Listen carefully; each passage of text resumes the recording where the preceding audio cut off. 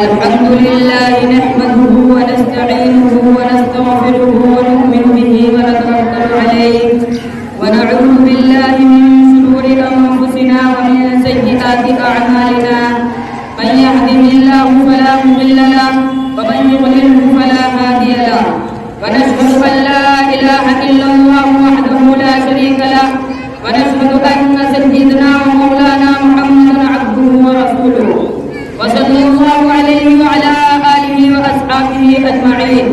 برحمتك يا أرحم الراحمين أما بعد سامعین اکرام، بزرگان دین، علماء حضرات اور عزیز طلباء، گزشتہ سال کی طرح ایک بار پھر یوم آزادی ہمارے سامنے جلوہ نما ہے اور ہم اس کی خوشیاں اور سالگرہ منانے میں مگن ہیں۔ میرے دوستو،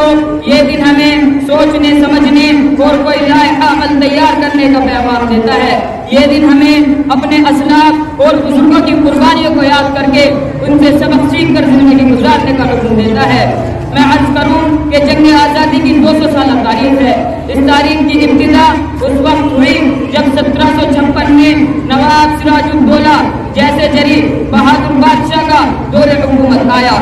اور تاریخ کا یہ روشن باب اس وقت مکمل ہو گیا جب وہ مشہور و معروف تاریخ دہرائی گئی جس میں خون کی ندیاں بہائی گئیں اور گاجر مولی کی طرح محبین وطن کو کاٹ کر رکھ دیا گیا۔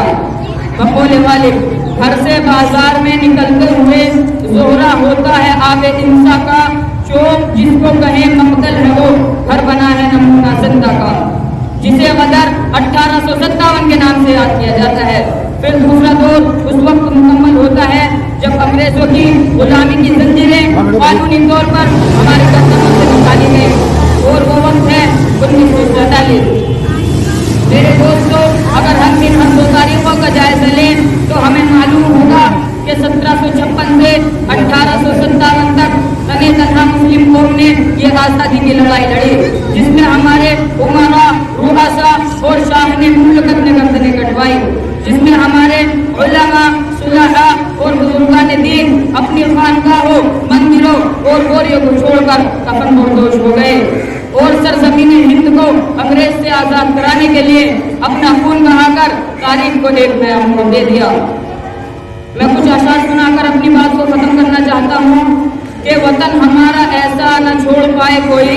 وطن ہمارا ایسا نہ چھوڑ پائے کوئی، رشتہ ہمارا ایسا نہ توڑ پائے کوئی،